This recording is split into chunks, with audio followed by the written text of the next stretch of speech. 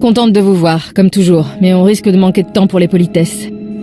Je vous avais déjà parlé d'une perturbation dans la force, comme une excroissance qui serait liée à Dark Arcus.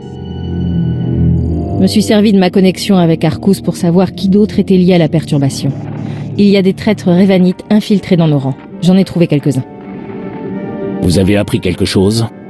Teron-chan m'a aidé à décrypter les messages codés que les Revanites s'envoient. Suite à vos exploits sur Manaan, ils sont passés à la vitesse supérieure. On a assez tourné autour du pot. Arcus est un traître, on a les preuves. On peut le révéler au grand jour. On ne peut pas l'accuser aussi facilement. Dark Arcus est un membre du Conseil Noir, influent et respecté. Et moi, je suis la furie de l'Empereur. Vous savez très bien que les membres du Conseil ne vous appuieraient pas si vous remettiez en cause l'un des leurs. Il y a un autre moyen de l'arrêter. Teron a suivi la piste d'Arcus jusque sur Akata Prime. Lui et le colonel Darroch sont en train de mettre sur pied l'armée infinie. Et c'est pas tout. Les implants qu'ils utilisent. Ils reprennent des éléments de la forge stellaire. La forge stellaire. Elle avait servi à la construction d'une machine sur Nar Shaddaa. J'ai entendu des rumeurs.